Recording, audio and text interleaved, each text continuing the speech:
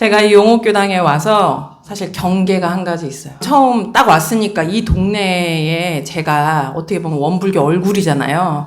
그러니까 어디 가게를 갈 때마다 엄청 친절하게 안녕하세요. 꽃 하나를 사면서도 안녕하세요. 저 원불교예요. 원불교. 막 이렇게 인사를 처음에 많이 했어요. 그러니까 그 가게 주인분 입장에선 지금 생각해보면 이 아줌마는 뭐 하는 사람인가 하는 생각이 들었을 것 같아요. 제가 너무 친절하게 안녕하세요. 원불교입니다. 막 이러면서 막 다녔거든요. 그러던 어느 날 은행 업무를 보기 위해서 은행을 갔어요. 그랬는데 그 은행이 어디인 건 비밀이에요.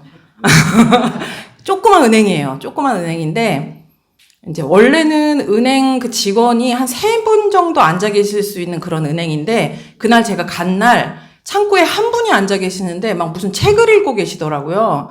근데 마침 제가 은행에 들어갔을 때 손님이 아무도 없이 저밖에 없는 거예요.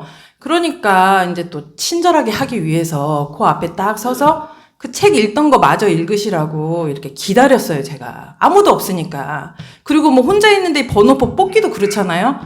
근데 그분이 계속 볼일을 보고 계시던 와중에 뒤에 손님이 한 명이 딱 들어와서 번호표를 딱 뽑았어요. 그러니까 그 책을 보던 은행원이 갑자기 띵동 이렇게 누르는 거예요.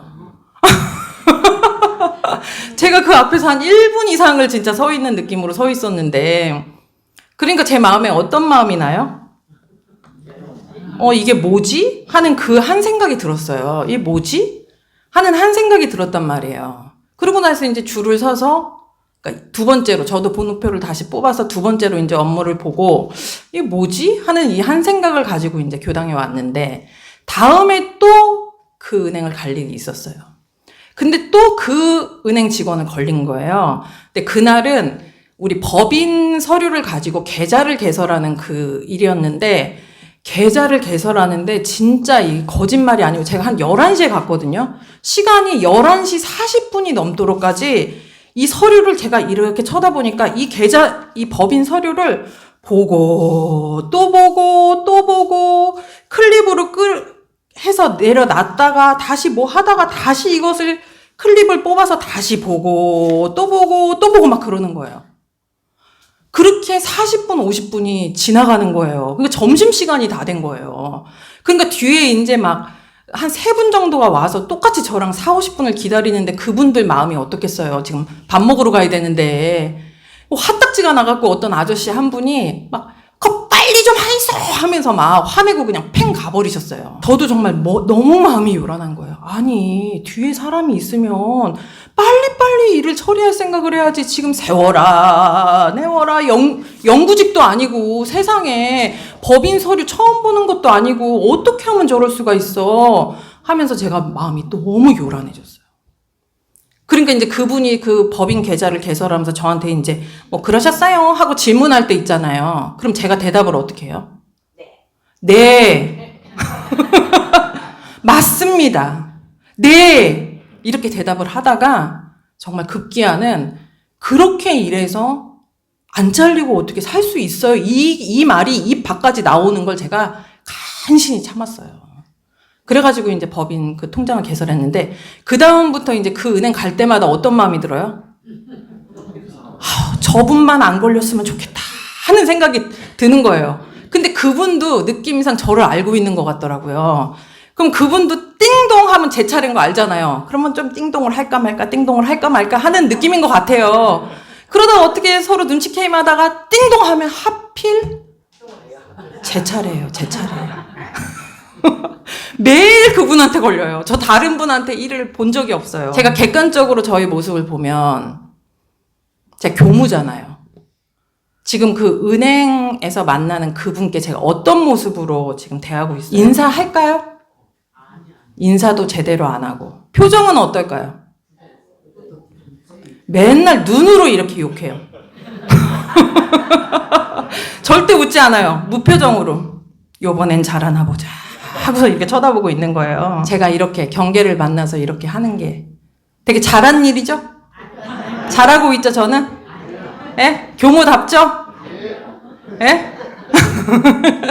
이런 경계는 살다 보면 너무 흔하게 일어나는 일상적인 일입니다. 원기 109년을 이게 시작하면서 전산 종법사님께서 일상수행의 요법을 실현하여 개벽성자로 삽시다라고 하셨어요. 이 뒤에 보세요. 뭐라고 써 있어요? 크게 한번 해보세요. 시작. 개벽성자로 사는 방법이 일상수행의 요법을 생활 속에서 실현하는 것인데, 일상수행의 요법 1조에서 3조가 뭐예요? 심지는 원래 요란함, 어리석음, 그름이 없건만은 경계를 따라 있어지나니 그 요란함, 어리석음, 그름을 얻게 하는 것으로서 자성의 정해, 계를 세우자입니다. 그동안 용옥교당에서는 법회 때마다 교도님들께 경계다에 대해서 말씀을 끊임없이 드렸어요. 생활을 하다가 화가 나고 열받을 때 뭐라고 소리치기로 했어요? 경계 만났을 때 경계다라고 소리치시는 분들 손 들어보세요. 마음 공부를 하는 개념이 없는 사람들은 경계를 만났을 때 마음이 나는 대로 마음을 사용합니다. 화가 나면 화를 내고, 답답하면 짜증을 내고, 불쾌하면 여기저기 뒷담화를 하면서 누가 나를 무시하면 어떻게 해요? 나는 이자까지 쳐서 더 무시를 해야만 아이고 속이 시원하다라고 생각이 들어요. 이해할 수 없는 상대, 잘못된 상대를 향해서 네가 이상한 거잖아 비난을 하거나 통쾌하게 복수를 하거나 하면 속이 시원합니다.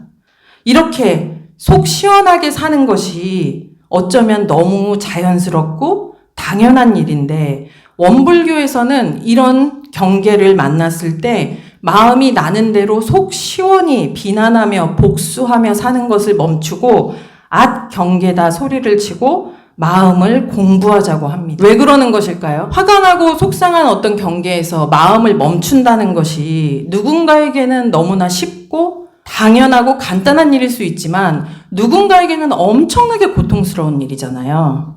그런데 왜 고통스럽게 왜 마음 공부를 하자고 하는 것일까요? 세상에는 마음 공부를 하지 않고도 떵떵거리면서 잘 먹고 잘 사는 사람들이 많이 있잖아요. 그런데 왜 원불교에서는 굳이 힘들게 마음 공부를 하자고 하는 것일까요? 제국님 왜 그래요?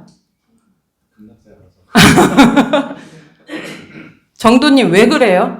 마음 공부 안 할 때도 내가 떵떵거리면서 잘 살았는데 왜 마음 공부를 해야 돼요? 왜 마음 공부를 해야 될까요? 현복님 왜 마음 공부해야 돼요? 그냥 막 복수하고 비난하고 막 승질대로 살면 속은 시원하잖아요.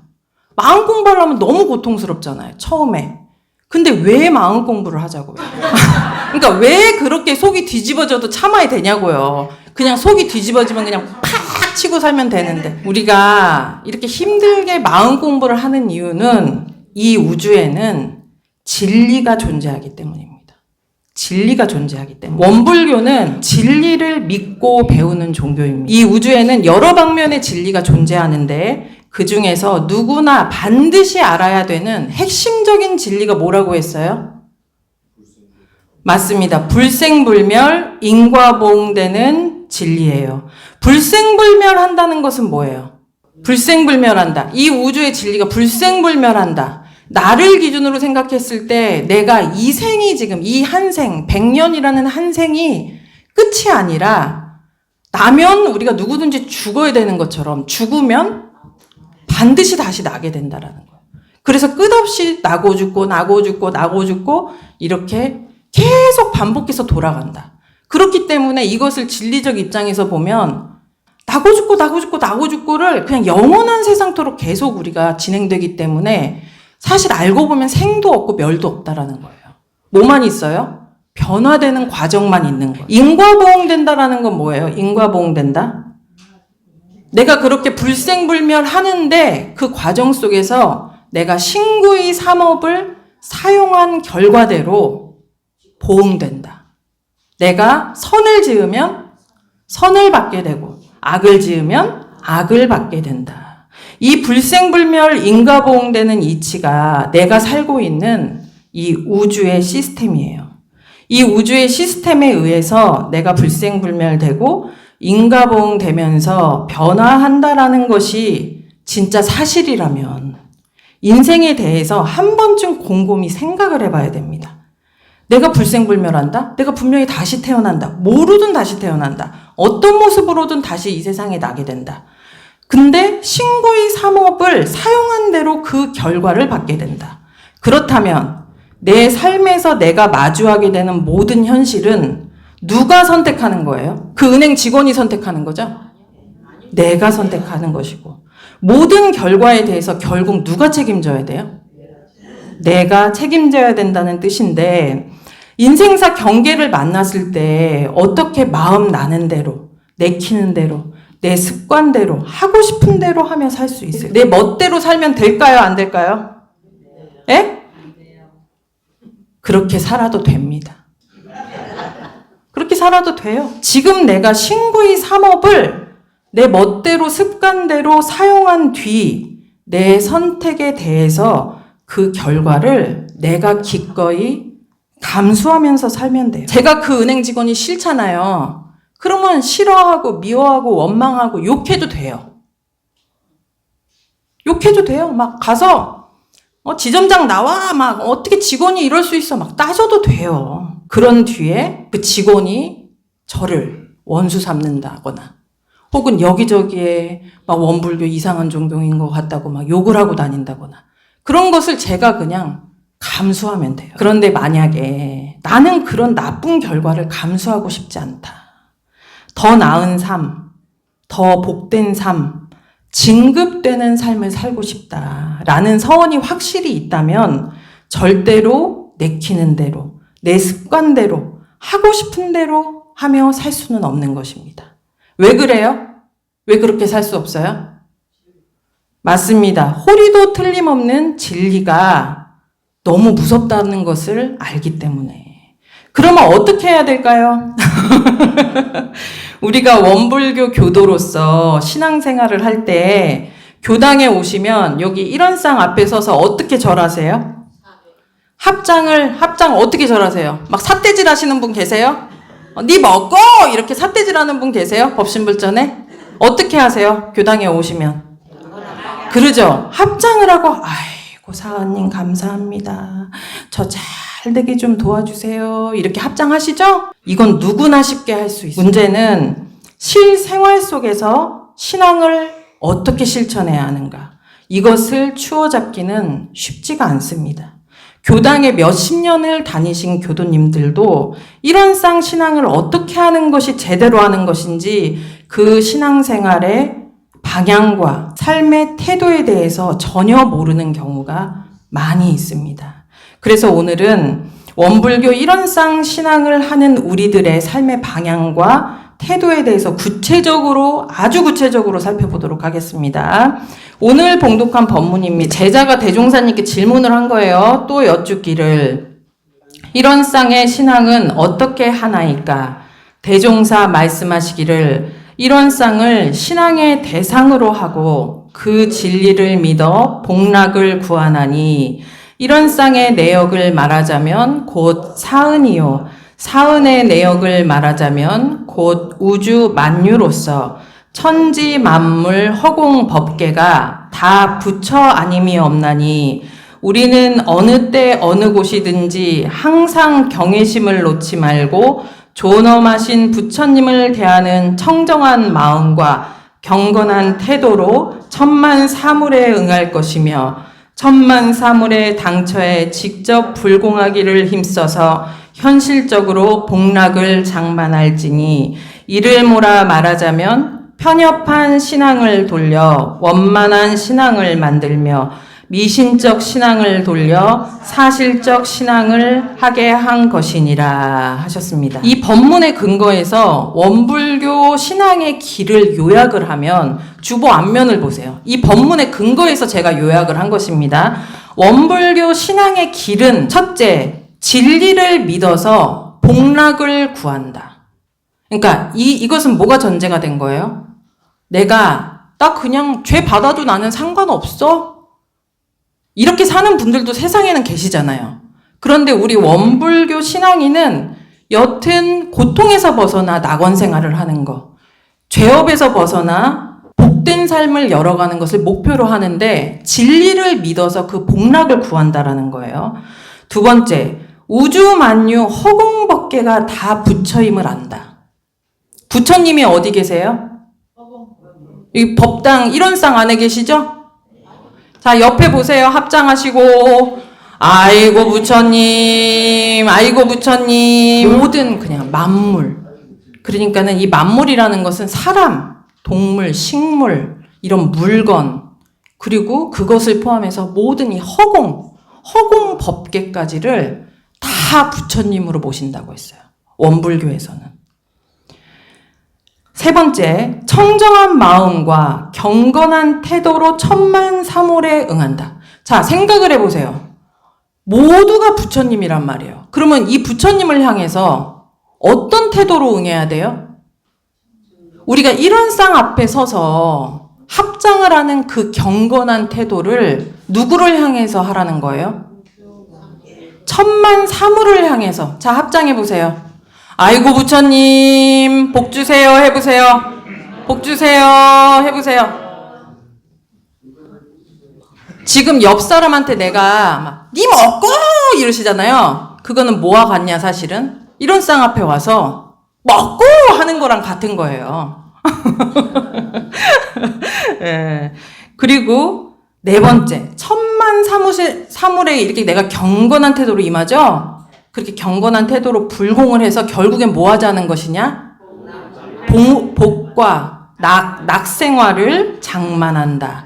이것이 원불교 신앙 길입니다. 우리가 이제 옷깃만 스쳐도 인연이라는 말이 있잖아요.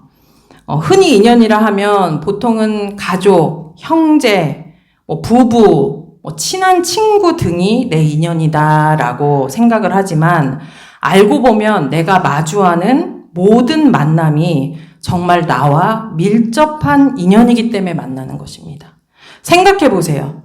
이 대한민국 국민 중에서 내가 평생 마주치는 사람이 몇 명이나 될까요? 몇 프로나 돼요? 1% 돼요? 1%? 이 지구의 생명 중에서 마주치는 인연이 몇 프로일까요? 이 지구 안의 생명 중에서. 정말로 옷깃만 스치기도 쉽지가 않습니다. 그런데 어찌어찌 만나서 함께 대화를 하게 된다거나 밥을 같이 먹게 된다거나 이렇게 교당에 모여서 함께 공부하게 된다거나 얼마나 가까운 인연일까. 내가 지금 만나게 되는 그 인연들이 결과적으로 불생불멸 인과보응되는 시스템 안에서 나에게 복을 주기도 하고 나에게 죄를 주기도 하는 권능자로서 나와 얽히게 되는 것입니다. 자, 옆 사람 한번 보세요. 저 좀 잘 부탁합니다. 해보세요. 살다 보면 누구나 마음에 안 드는 꼴 보기 싫은 사람이 생기게 되시죠? 보통 사람은 꼴 보기 싫은 사람 만나면 어떻게 돼요? 나날이 더 상극의 인연을 맺게 됩니다. 상극.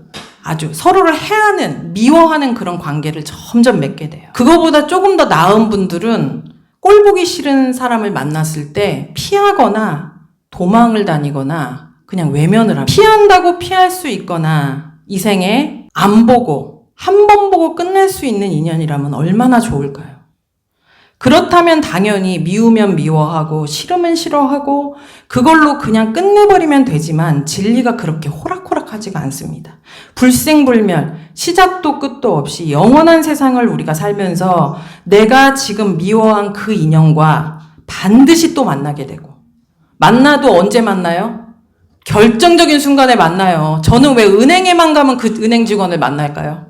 아무리 제가 그 표를 늦게 뽑으려고 해도 띵동하면 그 직원이고 이렇게 불생불멸하는 진리에 따라 반드시 내가 피해도 다시 만나게 되고 인과보응되는 진리에 따라 나와 상극의 인연이 된 사람은 작게는 우리 원불교 안에서만 생각을 해보세요. 이 용옥교당 안에서 나와 상극의 인연이 된 사람은 다음에 만날 때 서로 해를 가하는, 복수를 하는 그런 관계로 만나게 되고 이 안에서 내가 서로 상생의 인연으로 만나게 되면 다음에 만날 때 어떻게 돼요? 나를 도와주는 그런 선연이 되는 것입니다. 지금 우리 용옥교당 교도님들은 전생에 저랑 무슨 관계였을까요? 저는 그렇게 생각을 해요. 다 내가 복을 많이 지었구나. 진짜 우리가 이렇게 만난 게 어떻게 보면 우연히 만난 것 같잖아요. 그런데 이게 우연이라는 게 진짜 없다는 거예요. 우리 교무님들이 이렇게 인사이동을 하시잖아요. 인사이동을 하는데 우연히 제가 용옥교당 온 거라고 생각하잖아요. 그런데 그것을 다 추적을 해보면 그냥 우연자연한 게 없이 참 신기하게 내가 용옥교당 왔고 만나야 될 사람들이 있기 때문에 거기 가게 된 것이다. 제가 용옥교당 와보니까 제가 만나야 될 분들을 만난 거구나 라는 생각을 제가 너무 많이 하고 삽니다. 이러한 진리에 눈을 뜨셔야 돼요. 이러한 진리에 눈을 뜬 사람은 그 누구와도 절대로 원수를 맺지는 않습니다. 살다 보면 전생에 진짜 원수였나 하는 그런 인연을 만날 때도 있잖아요. 비록 전생에 원수를 내가 오늘 만났다 하더라도 이 생에서 어떻게 해야 돼요? 어떻게 해서든 해원상생한다. 해원상생이라는 게 뭐예요? 해원, 원한을 풀고 서로 잘 산다는 의미입니다. 전생의 원수를 내가 용옥교당에서 만났다. 더 원수 관계가 되는 게 아니라 이 진리에 눈을 뜬 사람은 어떻게 해서든지 이 생에 해원상생한다. 원수를 푸는 기회를 만든다. 왜 그런다고요? 왜 해원상생해요? 이 우주의 진리가 불생불멸, 인과보응하고 있기 때문에. 그런데 보통의 사람으로서 이러한 진리의 눈을 뜨기가 쉬운가요? 쉽지 않습니다. 그래서 필요한 것이 무엇인가? 신앙생활이 필요한 것입니다. 그래서 신앙생활이 필요한 거예요. 진리에 근거한 바른 종교의 가르침을 배우고 믿는 생활. 원불교 신앙의 방법이 뭐라고요? 불생불멸 인과보응되는 진리의 바탕에서 첫째는 주보 앞면에 있어요. 첫째는 진리를 믿어서 복락을 구한다. 둘째, 우주만유 허공법계가 다 부처임을 안다. 셋째, 청정한 마음과 경건한 태도로 천만사물에 응한다. 넷째, 천만사물에 불공하여 복락을 장만한다. 다시 강조해서 말씀을 드릴게요. 불생불멸 인과보응되는 진리에 눈을 뜬 사람은 만나는 인연마다 상극을 맺지 않고 어떻게 해서든지 상생의 선연을 만들기 위해 불공하는 삶을 살게 된다고 했어요. 왜 그렇게 산다고요? 지금 내가 만나는 인연이 결국 나에게 복과 재를 주는 권능자로 영생을 통해 지금 현실을 비롯해서 영생을 통해 또다시 인연이 된다는 것을 훤히 알기 때문에 서로 보복하는 관계는 끊어나가고 서로 은혜를 주고받는 인연을 맺는 것을 목표로 한다는 것입니다. 부처님이 어디에 있다고 했어요? 예? 자, 우리 심재공님 부처님은 어디에 계신가요? 여기도 계시고 집에도 계신가요? 집에 누구 계신가요? 부처님 몇 분 모시고 사세요? 예? 큰 부처님 제외. 우리 한의원에서는 부처님들 많이 만나고 계신가요? 그 사업장이나 직장에서 만나는 그 한 명 한 명이 다 부처님이라는 거예요. 우주 만물이라는 거예요. 예. 어떤 태도로 응하라고 했어요? 원불교 교도님들은 그 부처님들께 경건한 태도로 응하라. 진리적으로 바라보면 만나는 모든 인연, 좋은 인연이든 미운 인연이든 지금 내 앞에 마주한 인연이 나에게 죄를 줄 수도 있고 복을 줄 수도 있다는 그 살아있는 부처님이라는 것을 알기 때문에 그 부처님에게 불공을 잘해서 상극은 피하고 상생으로 복과 낙을 장만해 나가는 것이 원불교 신앙인의 목표입니다. 이것이 소태산 대종사께서 새 시대 새 종교 원불교를 여시면서 저희 중생들에게 간곡히 당부하신 원만하고 사실적인 신앙의 방법입니다. 원불교 신앙의 방법에 대해서 다들 알고 계셨었나요? 알고 있더라도 이것을 생활 속에서 적용하고 실천하기란 결코 쉽지가 않습니다. 원불교 신앙길을 아는 사람은 누구일까? 오늘은 이거 실천하는 사람이 누구일까를 말하는 게 아니라 이 원불교 신앙의 방향에 대해서 알고 있는 사람이 누구일까 퀴즈를 한번 맞춰보겠습니다. 새싹이라는 교도님이 계세요. 그분은 일요일이면 교당에 와서 일원상 부처님께 간절히 사배를 하고 성격도 너무 좋으시고 교무님과 교도님들께도 다 친절하고 봉사도 잘하세요. 그런데 그 새싹 교도님이 교당에 다니다가 마음에 안 드는 한 명이 생겼어요. 그분이 말을 너무 함부로 해. 그래서 그 새싹교도님이 그 교도를 볼 때마다 아이고 사람이 왜 저렇노? 라고 생각을 하면서 미워했습니다. 그 교도가 말을 함부로 할 때마다 그냥 탁 받아쳐서 더 눌러버려요. 그리고 이 사람 저 사람에게 뒷담화를 하다가 걸렸어요. 뒷담화를 하다가 걸리면 누가 이상한지 한번 따져볼까 하면서 막 싸움을 시작합니다. 이분은 우리 원불교 신앙 길을 알고 계신 분인가요? 예? 신앙 길에 대해서 알고 계신 분인가요? 신앙 길에 대해서는 전혀 아직은 알지 못하는 상황이에요. 보통의 그냥 원불교 종교 없는 사람도 다 그렇게 살아요. 그러니까 신앙의 방향을 지금 모르고 있기 때문에 이렇게 하시는 겁니다. 그럼 두 번째, 장미라는 교도님이 계셨어요. 이분도 신신 깊은 교도님인데 이분도 교당에서 정말 마음에 안 드는 한 명이 있어요. 나랑 코드가 맞지 않고 만나면 매일 부딪혀. 그때마다 이 교도님은 앗 경계다 소리를 칩니다. 그런데 속으로 아이고 사람이 왜 저렇노? 라고 생각을 하면서 미운 마음을 계속 내고 있어요. 그러다 보니까 마음이 불편한 것도 싫고 서로 부딪히는 것도 싫고 괜히 죄를 짓느니 그냥 교당을 관둬버려야지 이렇게 경계를 피해버립니다. 이분은 신앙길을 확실히 아는 분인가요? 이분은 마음은 챙겼지만 앗경계다라고 마음은 챙기고 있지만 어떤 방향을 향해서 내가 가야 되는지 그 신앙길을 정확히는 모르고. 그러면 세 번째, 국화라는 교도님이 계세요. 교당에서 정말 이상하고 마음에 안 드는 한 명을 만났어요. 그때 앗경계다라고 소리를 쳤어요. 그 교도를 볼 때마다 사람이 왜 저렇노? 하고 이렇게 미운 마음이 일어났어요. 그리고 나도 모르는 사이에 그분만 보면 너 그러지 마라! 이렇게 함부로 막 지적을 해요. 근데 집에 가서 경계를 지난 뒤에 반조를 합니다. 아이고, 대종사님이 처처불상 사사불공이라고 하셨는데 이 싫은 마음을 어떻게 돌파할 수 있을까? 교전도 읽어보고 교무님께 문답도 하면서 내 마음을 해결하기 위해서 노력한다. 내 마음을 해결하기 위해서 노력을 하면서 계속 불공에 도전한다. 이분은 원불교 신앙길을 아는 분이신가요? 모르는 분이신가요? 맞습니다. 이분은 원불교 신앙길을 우리가 나아가야 될 방향에 대해서 제대로 알고 있는 분입니다. 아직 마음이 마음대로 되지 않아서 계속 내 업장에 끌려서 그냥 거기에 휩쓸리고 있지만 머리로 방향은 지금 정확히 알고 계신 분이라고 할 수 있어요. 이렇게 신앙길을 안다는 것은 내가 나아가야 될 방향에 대해서 안다는 것입니다. 지금 이제 오늘은 제가 신앙길을 아는가 하는 문제에 대해서 교당 얘기로 이제 예를 들었잖아요. 그런데 교당 밖을 나가서 만나는 모든 인연들에 대해서 이것을 적용해 볼 줄 아셔야 돼요.